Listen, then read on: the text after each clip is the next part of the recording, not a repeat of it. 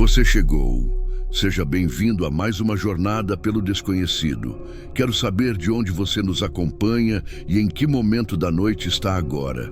Agora, ajuste o fone e tente não ser dominado pela escuridão. Trabalhar em um IML não é para qualquer um. A maioria das pessoas imagina só os corpos e o cheiro, mas o que pesa de verdade é o silêncio.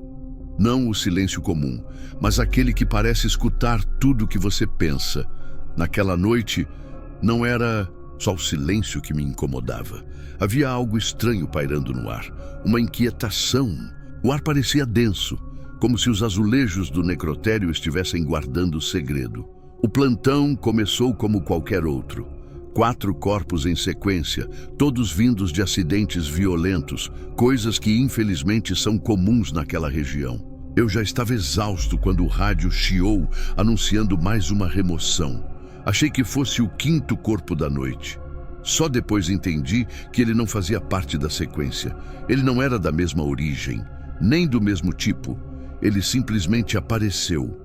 O rabecão chegou vazio, sem acompanhante, sem documentação. Apenas o corpo, envolto num saco preto, depositado sobre a maca. Perguntei ao motorista o que tinha acontecido, mas ele apenas disse: ordem direta da central. Insisti, mas ele não respondeu. Fiquei olhando enquanto ele voltava para o carro. Quando fui atrás para tirar alguma satisfação, não havia mais ninguém lá fora. Nenhum carro, nada. Abri o saco com o protocolo de sempre. Homem, cerca de 50 anos, aparência urbana, sem sinais visíveis de trauma, sem marcas de identificação. O rosto, aquilo me perturbou. Não era feio nem machucado, mas seus olhos estavam semicerrados, como se tivesse sido pego no meio de um pensamento. Era uma expressão estranhamente presente, viva demais para um cadáver. Comecei a coleta de dados, tentando manter a rotina. Medições, registro fotográfico, análise externa. Nada indicava a causa evidente da parada. Os tecidos estavam estranhamente preservados, como se tivesse sido resfriado por dentro. Mas o corpo não estava frio. Estava morno demais. Passei o termômetro interno e levei um susto. 37,1 graus. Verifiquei de novo. Troquei o equipamento. O segundo termômetro confirmou. 37 graus. Aquilo era impossível. O homem estava declarado morto há mais de 4 horas, segundo o documento solto ao lado da maca. O nome estava ilegível, rabiscado, mas havia um carimbo do próprio IML, assinado por mim. Só que eu jamais tinha visto aquele corpo antes. Fui até o sistema verificar. Nenhum registro, nenhuma entrada daquele nome, nenhum chamado para remoção. Revirei os papéis das últimas semanas. Nada. Quando voltei para a sala, a maca estava vazia. A primeira coisa que pensei foi que alguém tinha mexido sem autorização, mas as câmeras mostravam o contrário. Ninguém havia entrado. E o vídeo terminava com o corpo ainda ali. Depois disso, tela preta. Revirei cada canto da sala. O corpo não podia simplesmente sumir. Olhei sob as outras macas, revisei o freezer. Nada. Mas uma coisa chamou minha atenção. No canto da parede, onde o azulejo estava lascado, havia uma marca estranha, como umidade escorrendo mais escura, quase preta, e pingava num ritmo cadenciado como uma goteira viva. Voltei a câmera para ver se tinha perdido algo. Reparei então em um detalhe. Por uma fração de segundo antes da imagem apagar, o corpo parecia sorrir. Não um sorriso completo, mas o canto da boca levantando. Impossível, pensei. Devia ser falha de imagem, distorção da gravação. Abaixei a cabeça esfregando os olhos. Quando olhei de novo, algo se movia no reflexo do vidro. Virei imediatamente, mas a sala estava vazia. Ainda assim, senti um peso nos ombros, como se alguém estivesse me observando bem de perto. Me apoiei na mesa de instrumentos, tentando respirar fundo. Era só cansaço, me convenci, mas o peso não sumia. E quando tentei sair da sala, a porta Não abria. Estava trancada por dentro e não havia chave. As luzes piscaram, 1, 2 vezes. Depois se apagaram por completo. Fiquei no breu, com os instrumentos ainda nas mãos. O gerador levou segundos para acionar a luz de emergência, mas foram os segundos mais longos da minha vida. Quando a luz vermelha se acendeu, ela revelou uma silhueta atrás da maca, parada, inerte, onde antes não havia ninguém. O corpo estava de volta, em pé, olhando diretamente para mim. Ele estava em pé, mas não respirava. O peito imóvel, os olhos semicerrados como antes. Impossível um cadáver sustentar o próprio peso sem apoio.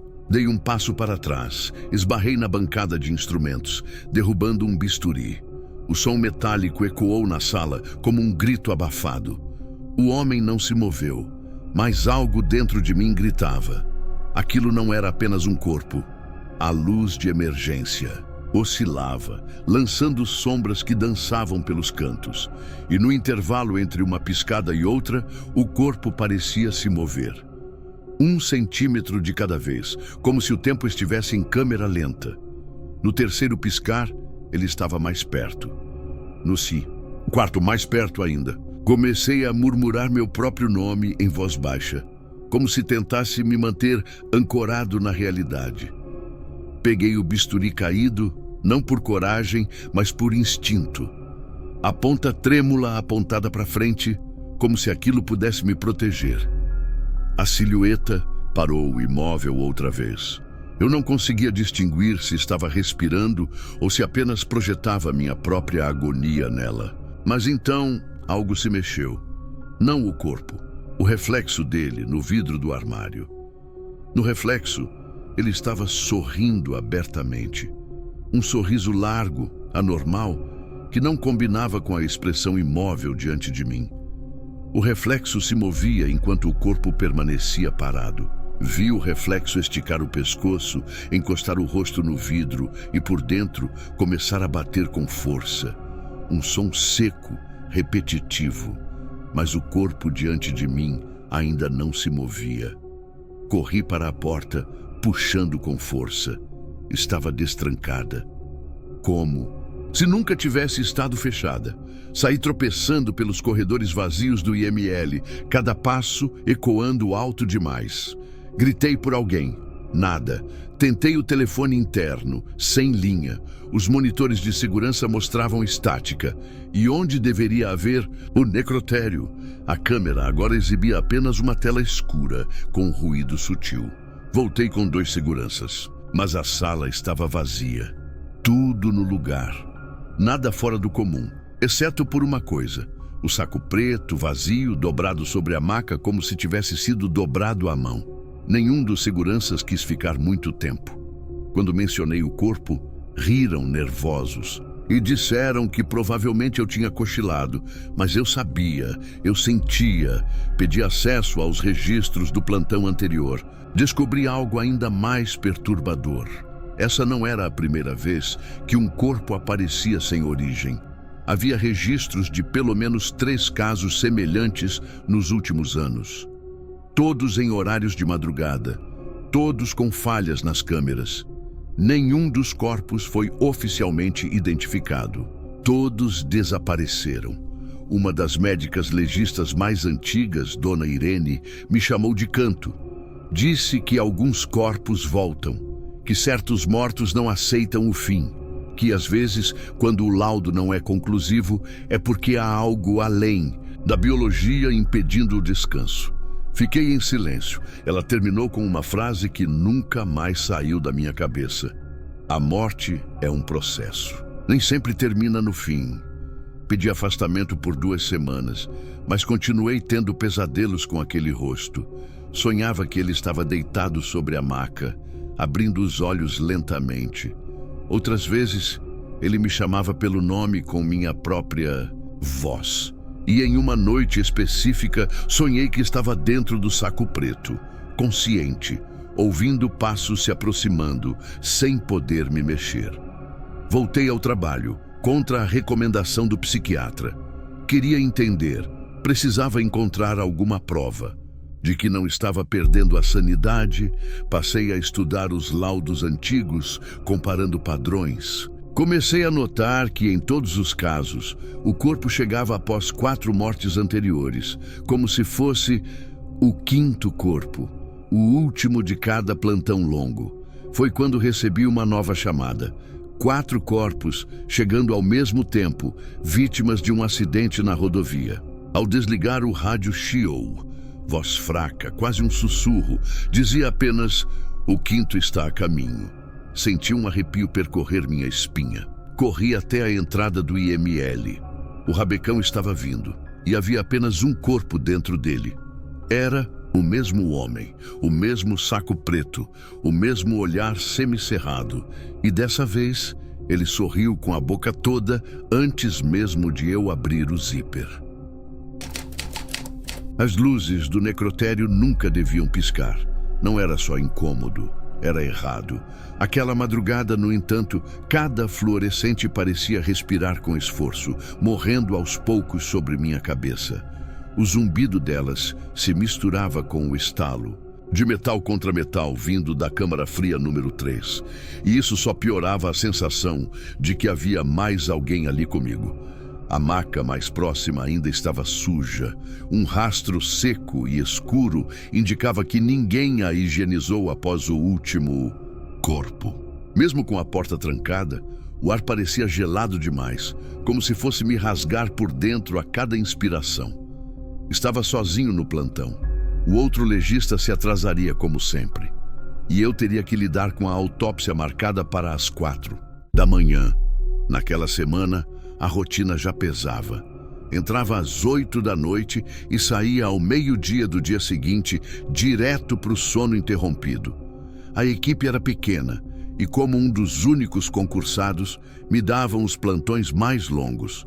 O silêncio entre uma entrada e outra era cortado só por gravações velhas de rádio policial ou pelas rodas do carrinho rangendo no corredor.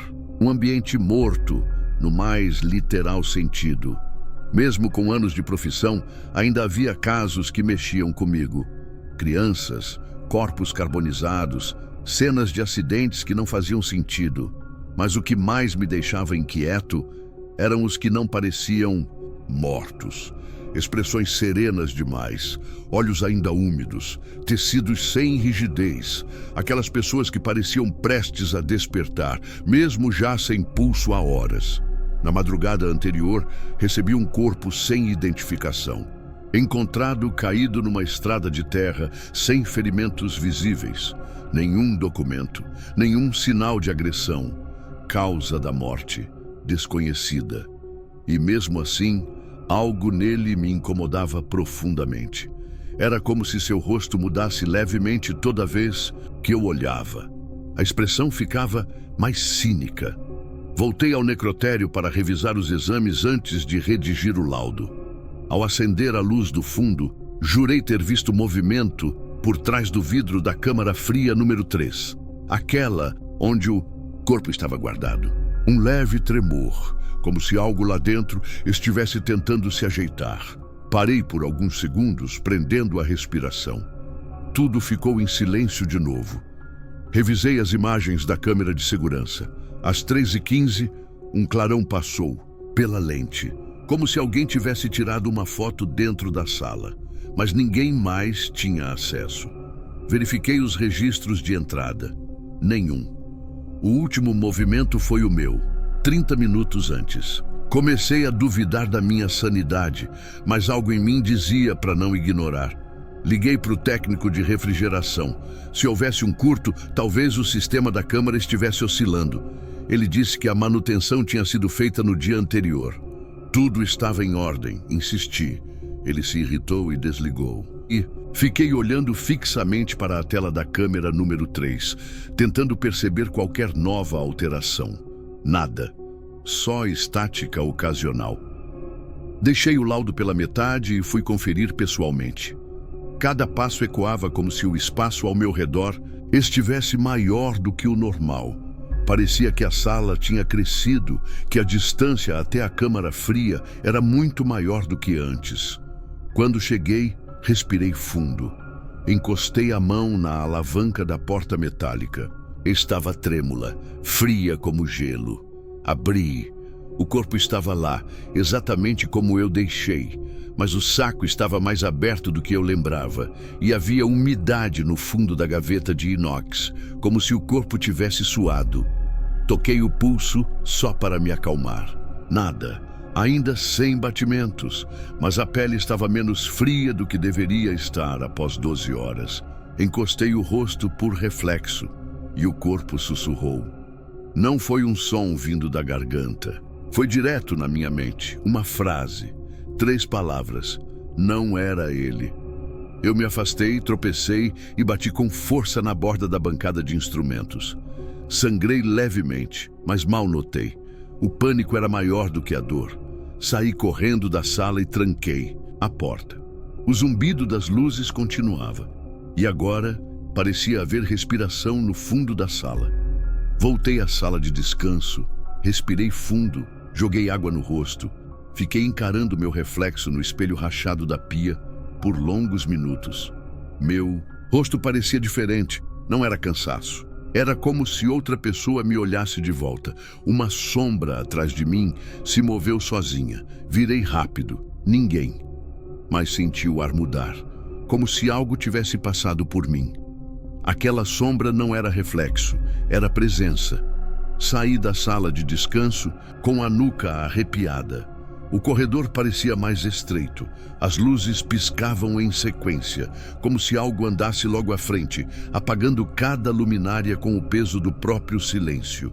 E lá no fim, bem perto da porta de emergência, uma figura estava parada de costas. Não consegui gritar. Meus músculos estavam tensos, como se algo estivesse controlando o ar nos meus pulmões.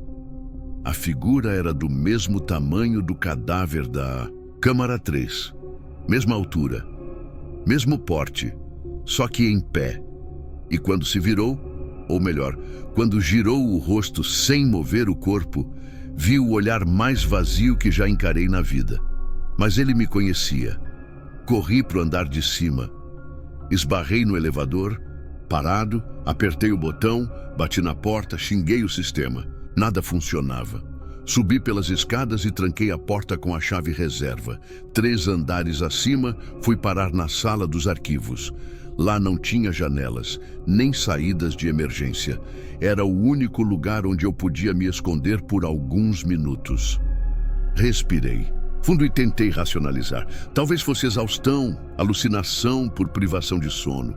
Mas e a voz? E o suor na gaveta? E a frase que ouvi dentro da mente? Aquilo não era cansaço. Aquilo era uma comunicação forçada, uma intrusão. E tudo em mim dizia que não era o corpo de um homem qualquer. Tinha algo ocupando aquele invólucro humano. Lembrei que havia câmeras no andar. Conectei o notebook ao sistema interno e revi as gravações. Na filmagem da câmara fria, às 3h52, o corpo realmente se mexeu, mas não como um espasmo. Ele se sentou, primeiro lentamente, depois virou a cabeça e sorriu para a câmera. Um sorriso lento, como quem sabe que está sendo observado. Meu estômago virou. O rosto dele não era mais o mesmo da entrada. Os olhos tinham mudado de cor. A íris parecia se expandir e retrair em ciclos, como se respirasse. Voltei à fita. Era impossível. Ninguém tinha acessado a sala. A câmera mostrou claramente. O corpo saiu da câmara, caminhou até o fundo da sala e desapareceu fora do enquadramento. Às 4h10, o sensor de movimento do andar superior registrou presença. Mas eu ainda estava preso na sala dos arquivos. Ou seja, ele, aquilo, já estava comigo. Escutei passos se aproximando. Não ecoavam como passos normais. Era como se raspassem o chão, misturados com o arrastar de algo metálico. Como se alguém arrastasse um saco pesado.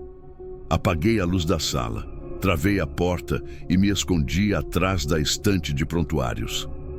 A maçaneta girou 3 vezes, pausadamente, como se testasse meu medo. Depois parou. Fiquei em silêncio absoluto por longos minutos. Então, alguém sussurrou pelo vão inferior da porta. Agora você viu. A voz era baixa, mas não era humana. Parecia engasgada em líquido. O som sumiu. Esperei mais de 20 minutos até criar coragem para sair.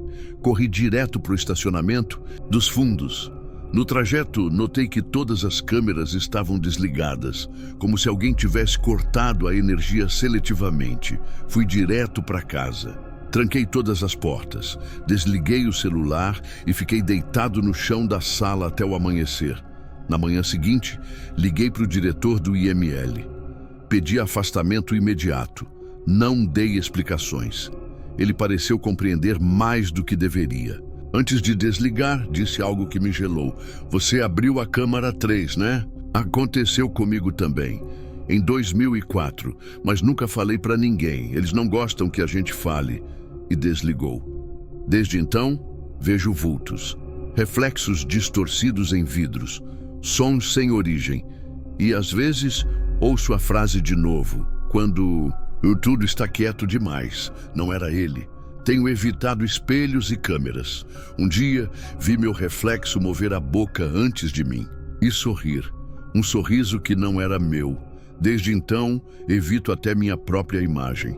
Eu nunca mais voltei ao necrotério, mas sei que a câmara fria número 3 ainda está ativa. E às vezes, em noites sem lua, recebo uma ligação no meu telefone fixo. Ninguém fala nada. Só um zumbido grave, contínuo, que vai se tornando cada vez mais parecido com uma respiração profunda. E no fim, um sussurro abafado. Sempre o mesmo. Agora você viu. O silêncio dentro da câmara fria era tão espesso que eu podia ouvir o tique do meu relógio pulsar como um tambor. Os trilhos metálicos da maca ainda estavam úmidos da limpeza anterior, mas aquele cheiro não era só de produto químico. Era algo doce, estranho, que me prendia os pulmões como se o ar estivesse contaminado por lembranças que não eram minhas. Tentei ignorar o arrepio nas costas enquanto conferia a etiqueta no saco plástico. As letras estavam levemente borradas, como se alguém tivesse passado o dedo por cima, mas não era possível. Eu mesmo havia lacrado aquilo horas antes. Reforcei a fita, registrei o número no sistema e fechei a porta. Só então percebi que atrás de mim a luz do corredor estava apagada. Trabalho no necrotério de um hospital público em São Sebastião do Alto, interior do Rio. Sou técnico em necrópsia há mais de 10 anos, acostumado com turnos solitários e madrugadas em silêncio. A equipe reduzida faz com que eu acumule funções e muitas vezes fico ali sozinho, cuidando de corpos que ninguém vai buscar. Já perdi a conta de quantos vieram sem nome. Nunca tive medo.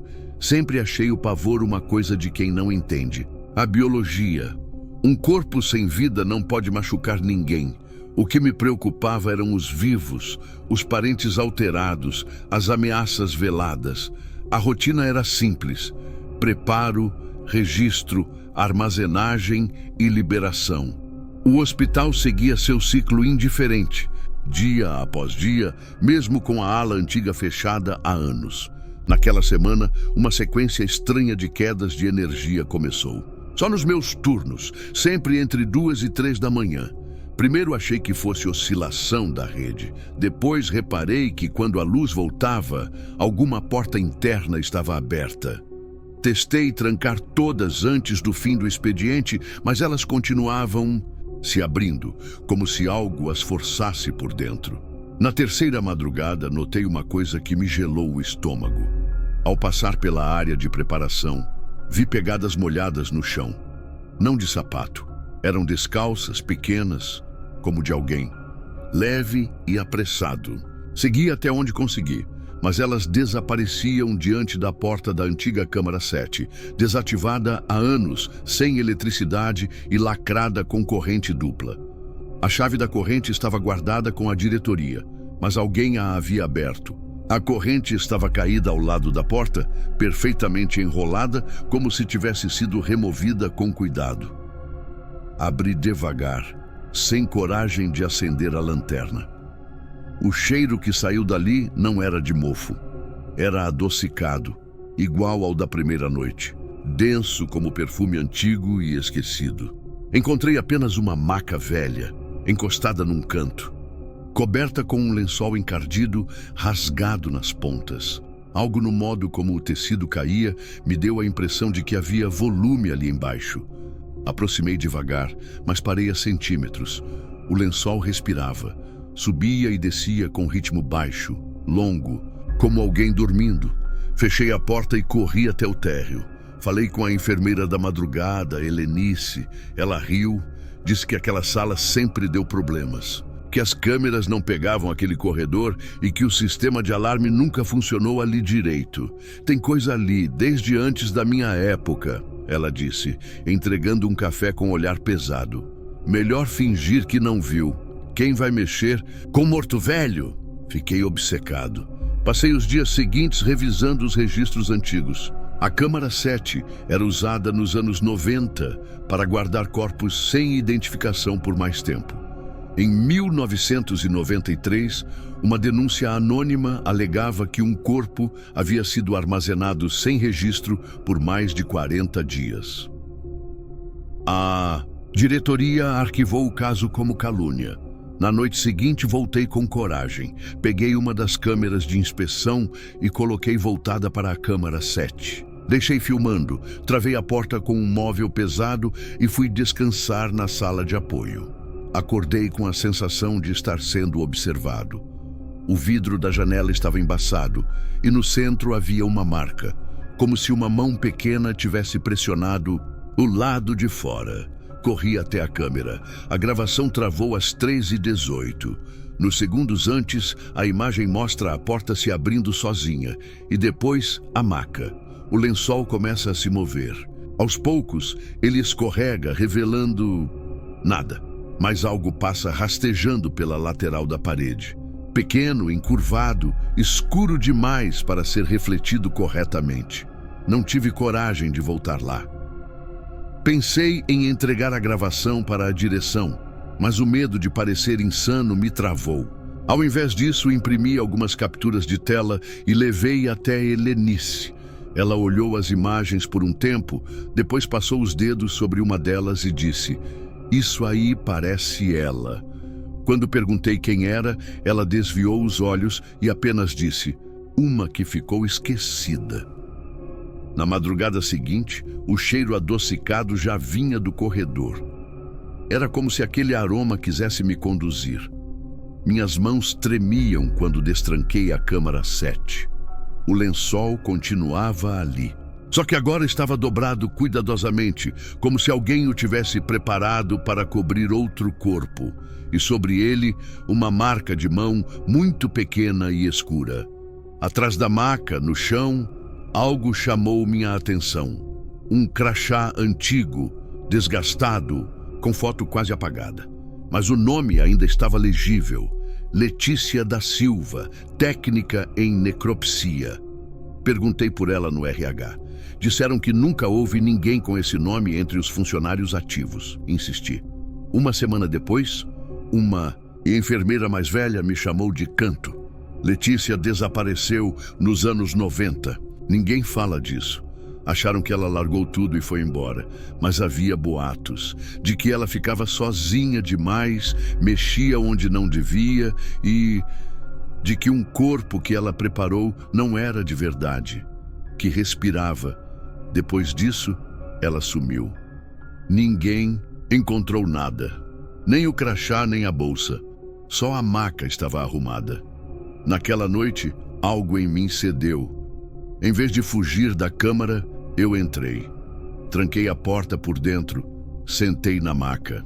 O silêncio parecia expandir o som do meu próprio sangue. Não sei quanto tempo fiquei ali, mas em algum momento ouvi uma respiração longa, como se ecoasse dentro da parede. Não era minha, não era humana. Era algo entre o choro e o suspiro. A parede ao fundo parecia pulsar. Me aproximei, toquei a superfície gelada e senti uma batida lenta, como um coração enterrado dentro do concreto. Afastei a mão, mas ela estava suja, vermelha, viscosa, Comecei a tremer, e antes que pudesse sair, a porta se fechou com força. As luzes piscaram. No breu, uma voz infantil sussurrou meu nome. Gritei, esmurrando a porta. Quando finalmente consegui abrir, o corredor estava vazio, mas a maca havia se arrastado até o centro da sala. Sobre ela, o lençol se movia sozinho, dobrando-se como se um corpo invisível estivesse deitando. E então, ouvi um som de lâmina riscando metal vindo do armário de instrumentos. Cada parte de mim dizia para correr. Acesa pelo desespero, corri até o elevador, mas ele parou entre os andares e as luzes internas apagaram. No escuro, vi o reflexo da câmara fria nas portas metálicas. Vi a maca, vi alguém sentado nela. Uma mulher de jaleco, cabelo preso, pele quase azulada.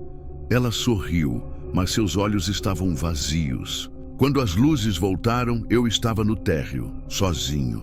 Pedi transferência no dia seguinte. Não consegui explicar nada. Só disse que minha saúde mental estava ruim. Nunca mais voltei. Mas até hoje, ouço meu nome sussurrado quando acordo. Às 3 da manhã. Como se aquela voz tivesse me seguido. Como se algo da câmara 7 estivesse esperando eu fechar os olhos de novo. 2 anos depois, recebi uma carta. Sem remetente. Dentro, apenas uma foto. Eu, parado em frente à câmara. 7 olhando diretamente para a lente, mas eu nunca tirei essa foto. Atrás de mim, a maca estava vazia, e sobre ela, um lençol cuidadosamente dobrado. No canto da imagem, escrito à mão, estava: ela ainda não foi embora. Eu queimei a foto. Troquei de cidade, de profissão. Mas nada disso apagou o que ficou. Às vezes, no espelho do banheiro, vejo uma mulher de jaleco passar atrás de mim. Nunca olho direto. Tenho medo do que posso ver ou ouvir, porque o silêncio nunca mais foi completo. Sempre há algo respirando comigo. Sempre tem alguém esperando que eu volte. E agora que contei tudo, talvez seja tarde. Porque ontem, ao abrir o freezer da minha nova clínica, havia um lençol ali, dobrado, limpo, com uma marca de mão pequena bem no centro e um crachá preso a ele. Um nome que ninguém mais lembra, mas eu sim, eu lembro, e acho que ela sabe disso. Não era a primeira vez que eu ouvia sons naquela ala, mas naquela noite eles vieram mais nítidos. Um arrastar contínuo, como se alguém empurrasse uma maca metálica devagar, raspando o piso encerado do instituto. Eu estava sozinho na necropsia, e o som vinha da câmara fria, fechada há horas. A luz lá dentro oscilava sob a porta de vidro fosco, pulsando num ritmo estranho. Parei de preencher o relatório e fiquei escutando. Era como se o prédio prendesse o fôlego junto comigo. A luz fluorescente do meu setor fazia um zumbido constante, e por alguns segundos esse zumbido sumiu. O silêncio era tão denso que meus ouvidos começaram a chiar. Foi nesse intervalo que ouvi a primeira palavra, um sussurro abafado vindo de dentro da câmara. Trabalho no IML de um hospital universitário, em um plantão noturno solitário. Não era minha função principal, mas por falta de pessoal, acabei sendo remanejado para a ala fria do necrotério. A maioria das noites era só silêncio, um ou outro corpo entregue após acidentes ou causas naturais. Nada que um legista em treinamento já não tivesse visto. Tinha colegas que faziam piada, diziam que os mortos ali não descansavam bem. Outros evitavam trabalhar na minha ala, alegando sensações ruins ou dizendo que sentiam calafrios. Mesmo nos dias quentes, nunca levei isso a sério. Até aquela semana, foi quando os corpos começaram a chegar com uma peculiaridade.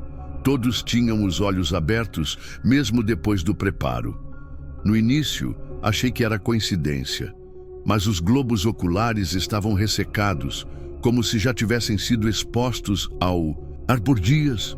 Em alguns, as pálpebras não fechavam nem com cola cirúrgica. Um técnico mais velho me disse em tom de deboche: Eles estão olhando para ver quem vai ser o próximo. Ri por fora, mas por dentro algo começou a incomodar. Na terceira noite consecutiva com corpos assim, notei outra coisa. Um dos mortos, homem jovem, tinha um corte profundo no tórax, mas não havia sido aberto por nós ainda. A ficha estava incompleta. Quando fui verificar o número da etiqueta, ele não constava nos registros de entrada. Liguei para o setor de remoção. Disseram que ninguém entregou corpo nenhum naquela noite. Voltei correndo para a câmara e o corpo não estava mais lá. A maca estava vazia, com um lençol molhado dobrado sobre ela. As rodas da maca deixaram um rastro úmido no piso que sumia perto do ralo da sala de drenagem. Travei. Comecei a suar frio. Decidi que precisava reportar, mas naquela noite a conexão do hospital caiu. Nem rádio, nem Wi-Fi, nem telefone. Voltei para o meu setor tentando fingir que nada aconteceu. Mas quando passei pelo espelho da sala de higienização, jurei ter visto alguém atrás de mim. Virei na hora. Estava sozinho. Mas no vidro, por uma fração de segundo, a figura de jaleco branco e máscara cirúrgica permanecia refletida. Sem rosto, sem sombra. Pisquei e sumiu. Na madrugada seguinte encontrei uma fita adesiva presa na porta da câmara. Era a que usamos para lacrar corpos contaminados. Tinha meu nome escrito com um marcador vermelho. A data era de 2 dias antes, quando eu sequer tinha plantão. Arrombei a porta e a câmara estava vazia, exceto por uma única maca. Nela, um corpo coberto com etiqueta escrita à mão. Dr. Elias, legista. Puxei o lençol com raiva, achando que era alguma brincadeira de mau gosto. Mas o rosto era meu, olhos abertos, boca entreaberta. E havia uma fita presa ao punho com meu RG completo, assinatura e hora estimada da necropsia, 3h11 da manhã. Olhei no relógio da parede. Era exatamente esse o horário. E naquele instante, a luz da sala piscou. Corri. Passei pelos corredores escuros, sem me importar com o som das portas batendo sozinhas ou com os sussurros que se arrastavam atrás de mim. Quando cheguei ao vestiário, meu armário estava entreaberto. Lá dentro, meu jaleco, ensanguentado. Não tinha sangue em lugar nenhum no prédio, só ali. O cheiro de ferro era tão forte que me causou ânsia. Vomitei no lavatório. Quando levantei o rosto para o espelho, estava diferente. O reflexo me olhava com olhos opacos, pele fria e gretada. As pupilas não reagiam. Pisquei várias vezes, mas a imagem não piscava de volta. Na verdade, ela sorriu. Um sorriso quebrado, torto, como se os músculos faciais tivessem sido costurados. E disse meu nome. Fiquei paralisado diante do espelho. A imagem refletida sorria de volta, mas eu não sentia meu rosto mexer. Meu corpo ali parado, mas meu reflexo se movia com independência. E então ele apagou. Literalmente. O espelho escureceu como se uma névoa densa tivesse tomado o vidro por dentro. E no lugar da minha imagem, vi a sala da câmara novamente. O reflexo mostrava algo que eu não podia ver dali. Uma figura parada no canto mais ao fundo, onde a luz não alcançava. Vestia jaleco, sim, mas estava virado para a parede, como uma criança de castigo. Do alto-falante da sala, ecoou o som de uma maca sendo empurrada, mas os sensores de presença não haviam disparado. O sistema sequer estava funcionando. Voltei à câmara com as pernas trêmulas. O corpo que tinha meu rosto sumira. No lugar, uma maca vazia e em cima dela, uma única etiqueta.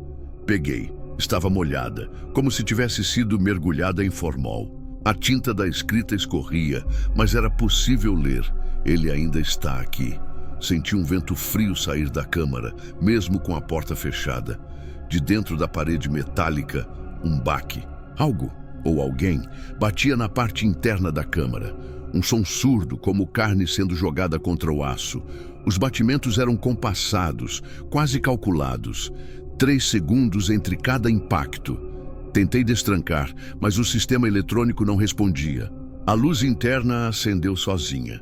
E lá dentro, o vulto. Não se movia como uma pessoa. Era torto, como se tivesse os ossos quebrados em ângulos estranhos. Mesmo parado, o vulto parecia estar mais perto a cada piscar. Quando fechei os olhos por 1 segundo e os abri novamente, estava na porta de vidro do outro lado. Não havia rosto, só um buraco escuro, profundo, no lugar da cabeça. O vidro começou a embaçar por dentro, mas não era vapor. Eram palavras sendo escritas com algum líquido espesso, como sangue coagulado. Formavam uma frase curta, mas que me travou por completo. Agora é sua vez. De repente, o chão da sala parecia vibrar levemente, como se algo rastejasse sob os azulejos. O teto rangia, as paredes rangiam. Corri até o quadro de luz e desliguei tudo. A energia caiu em todo o setor. Só que a câmara continuou acesa. Não só acesa, mas mais brilhante do que antes, quase como uma luz cirúrgica intensa, impossível de encarar por muito tempo. E ainda assim, lá dentro, a sombra se movia. Lentamente, agora se virando para mim. Os sensores voltaram a funcionar do nada. Alarmes dispararam em sequência. As portas de segurança trancaram automaticamente. Fiquei preso no setor de necropsia. A maca atrás de mim rangeu. Quando me virei, havia um corpo deitado nela. O mesmo jovem da noite anterior, que não constava nos registros, só que agora ele abriu os olhos, brancos, opacos, sem pupilas. Um líquido negro escorria do canto da boca dele, como se estivesse apodrecendo por dentro mesmo sem sinais externos. A boca se abriu lentamente e dele saiu um som que não parecia humano. Um lamento profundo, grave, vibrando no ar como um rugido, abafado. Tapei os ouvidos, mas sentia aquilo dentro da cabeça. Fechei os olhos e comecei a repetir meu nome em voz alta, como se isso pudesse me ancorar na realidade. Quando abri os olhos novamente, estava deitado, mas não na sala de necropsia. Estava dentro de uma das câmaras, trancado. A porta era de aço por dentro, sem maçaneta. Uma única luz vermelha iluminava o interior, e eu ainda vestia meu jaleco. Pensei que fosse um pesadelo. Gritei, chutei a porta. Ninguém respondia. Comecei a sentir o ar rarefeito. Meus dedos gelavam. Até que ouvi uma voz, sussurrando bem perto do meu ouvido, como se alguém estivesse dentro da câmara comigo. Você não. Devia ter mexido com ele. O som vinha debaixo da maca. Meus pés encostaram em algo gelado. Fechei os olhos. Quando os abri, estava fora da câmara, sentado na cadeira do meu setor, com o relatório em branco diante de mim. Tudo apagado. O relógio marcava o mesmo horário da noite anterior, 3h11 da manhã. E no meu pulso havia uma etiqueta pendurada com meu nome, meu RG e a assinatura que eu nunca lembro de ter feito.